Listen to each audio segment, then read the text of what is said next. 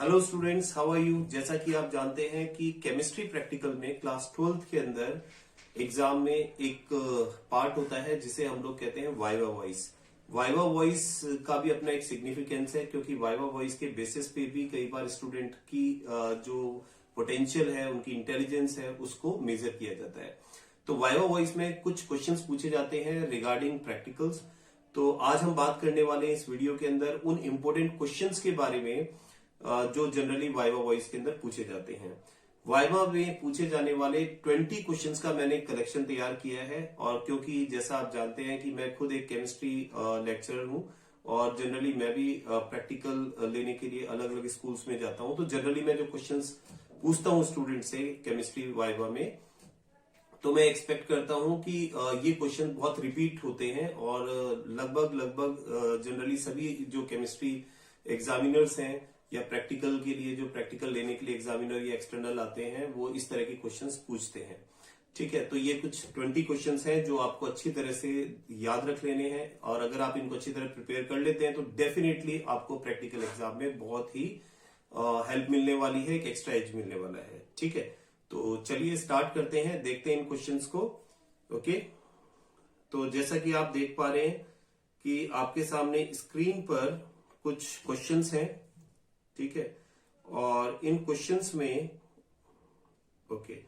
तो इन क्वेश्चंस के अंदर पहला क्वेश्चन हम देख रहे हैं जो हम डिस्कस कर रहे हैं। फर्स्ट क्वेश्चन में आपको दिया गया है कि व्हाट इज टाइट्रेशन। टाइट्रेशन किसे कहते हैं? तो देखिए, टाइट्रेशन किसे कहते हैं, अगर इसका जनरली हम लोग आंसर फाइंड आउट करने की कोशिश करें तो पहले इसको सिंपल लैंग्वेज में समझ लेते हैं हम लोग। जब हम लोग दो सॉल्यूशन के बीच में वॉल्यूमेट्रिक एनालिसिस कराते हैं, कहने का मतलब है कि एक सॉल्यूशन जिसकी कंसंट्रेशन आपको पता हो और दूसरे सॉल्यूशन जिसकी कंसंट्रेशन आपको फाइंड करनी हो, तो मतलब नॉन कंसंट्रेशन वाले सॉल्यूशन की हेल्प से नॉन कंसंट्रेशन वाले सॉल्यूशन की कंसंट्रेशन फाइंड करना। ठीक है, जिसमें आप दोनों को इक्वल वॉल्यूम के अंदर रिएक्शन कराते हैं, तो इस प्रोसेस को हम लोग टाइट्रेशन कहते हैं। तो यहां मैंने इसको डिफाइन किया है, जरा आप स्क्रीन पर देखें। पहला क्वेश्चन आपको यहां दिया गया है कि व्हाट इज टाइट्रेशन। तो इसमें दिया हुआ है the process of adding one solution from burette to another in conical flask in order to complete the chemical reaction involve is known as titration.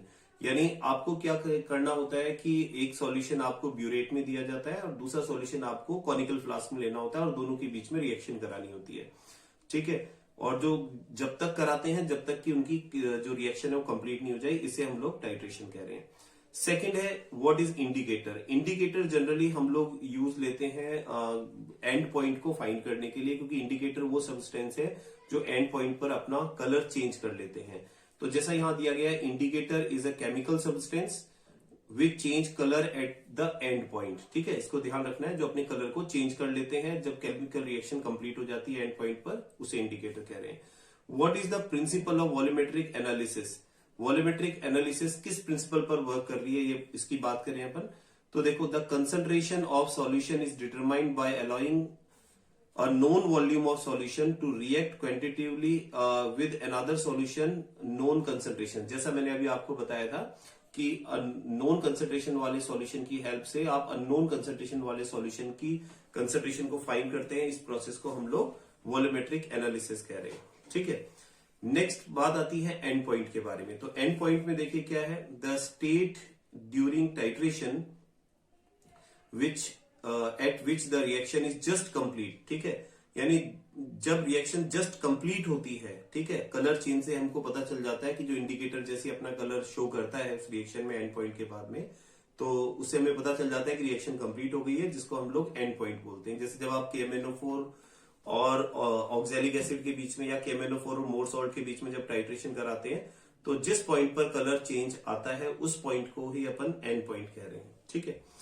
Next आता है why a titration flask should not be rinsed. कई बार पूछ लिया जाता है कि जब आप टाइट्रेशन कर रहे हैं तो जो टाइट्रेशन फ्लास्क है आपके पास, उसको एक रीडिंग लेने के बाद में दूसरी रीडिंग से पहले उसको क्यों रिंस नहीं करना चाहिए। तो इसके लिए क्या कहा गया है, देखिए, this is because during rinsing some liquid will remain sticking to the titration flask, therefore the pipetted volume taken in the titration flask will increase. ठीक है, इसलिए उसको रिंस नहीं करना चाहिए।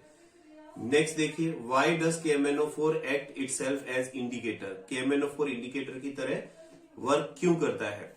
तो जैसा अभी अपने कहा था, KMnO4 जो है वो पर्पल कलर का सॉल्यूशन है, और जैसे ही आप उसको ऑक्सैलिक एसिड में या फेरस अमोनियम सल्फेट के सॉल्यूशन में ऐड करते हैं तो उसमें डिसॉल्व होते ही वो अपना कलर डिसअपियर कर लेता है। क्यों? क्योंकि वो एक ऑक्सीडाइजिंग एजेंट जैसे रिड्यूसिंग एजेंट से रिएक्शन करेगा, ठीक है, तो तुरंत रिएक्शन होते ही वो ऑक्सीडाइजिंग एजेंट जो है उसका रिडक्शन हो जाएगा और वो अपने कलर को डिसअपियर कर लेगा। लेकिन जैसे जैसे रिएक्शन आगे बढ़ेगी तो वैसे वैसे दोनों इक्वल अमाउंट में जब रिएक्शन कर लेंगे, उसके बाद में जैसे एक लास्ट ड्रॉप डालेंगे तो फिर KMnO4 अपना कलर दिखाने लगेगा। तो KMnO4 यहाँ पर एक इंडिकेटर का काम कर रहा है, हमें बाहर से एक्सटर्नल इंडिकेटर डालने की जरूरत नहीं है, because KMnO4 itself is a indicator. Next है, why a few drop of dilute sulphuric acid added while preparing a standard solution of Mohr salt. ये भी अच्छा क्वेश्चन है कि जब आप मोर सॉल्ट का स्टैंडर्ड सॉल्यूशन प्रिपेयर करते हैं तो आप उसके लिए कुछ ड्रॉप उसके अंदर सल्फ्यूरिक एसिड की ऐड करते हैं। ऐसा क्यों है? ऐसा इसलिए क्योंकि अगर हम ये नहीं करें तो क्या होगा? अगर हम ये नहीं करें तो जो आप फेरस सल्फेट का सॉल्यूशन ले रहे हैं, ठीक है, उसका हाइड्रोलाइसिस हो जाएगा, तो उसके हाइड्रोलाइसिस को रोकने के लिए आप ये काम करते हैं, ठीक है। इसके बाद है, why should you heat the oxalic acid solution to about 60 to 70 degree before titrating with KMnO4 solution.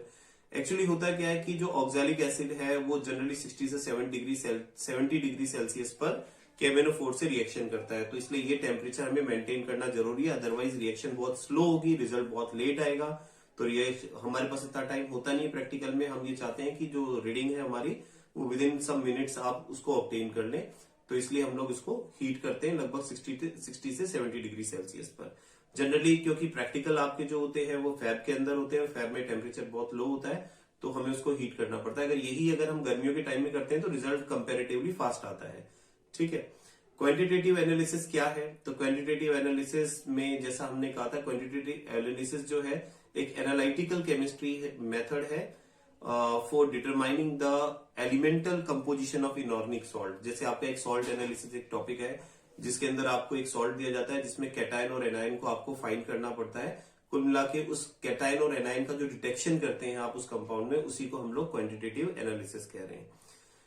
Why is the original solution of cation not prepared in concentrated HNO3 and H2SO4? देखो, हमें पता है कि जब हम salt analysis करते हैं तो उसके लिए हमें एक ओरिजिनल सॉल्यूशन बनाना पड़ता है first, second, third, fourth, fifth, six group को टेस्ट करने के लिए। तो ओरिजिनल सॉल्यूशन जनरली हम लोग बनाते किसमें है? वाटर के अंदर बनाते हैं, डिस्टिल वाटर के अंदर।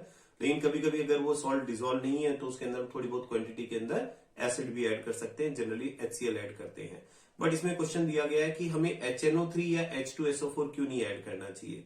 तो इसका रीजन साफ इसके अंदर मेंशन किया गया है कि जो अगर हम कंसंट्रेटेड HNO3 एसिड लेते हैं तो ये बहुत एक स्ट्रॉन्ग ऑक्सीडाइजिंग एजेंट है और नाइट्रेटिंग एजेंट है, ठीक है। The original solution is not prepared in it, इसमें नहीं बनाया जाएगा। क्यों? क्योंकि nitric acid is used for salt analysis and concentrated HNO3 in the solution can oxidize the ion present. जो उसके अंदर आयन प्रेजेंट होंगे उनको ऑक्सीडाइज कर सकता है, जबकि जो सल्फ्यूरिक एसिड है ये डिहाइड्रेटिंग प्रॉपर्टी होती है इसकी, और it can not be used only as the acid but also as dehydrating agent in the synthesis of the other acids, ठीक है।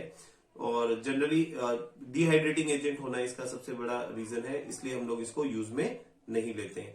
इसके अलावा देखो, टोटल यहाँ पर आपको 20 क्वेश्चंस दिए गए हैं, क्योंकि ये वीडियो बहुत लंबा हो जाएगा अगर मैं सभी क्वेश्चंस को डिस्कस करूंगा। सबके आंसर मैंने यहाँ पर इस वीडियो में दे दिए हैं, एक एक करके मैं आपको एक स्लाइड शो कर देता हूँ, और इसका PDF जहां तक हो सकेगा मैं उसको डिस्क्रिप्शन बॉक्स के अंदर उसका लिंक आपको शेयर कर लूंगा, ठीक है।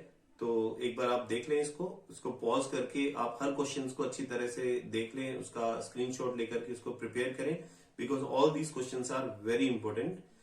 शुरू के कुछ क्वेश्चन सॉल्ट एनालिसिस, शुरू के क्वेश्चन जो है वो टाइट्रेशन से रिलेटेड है।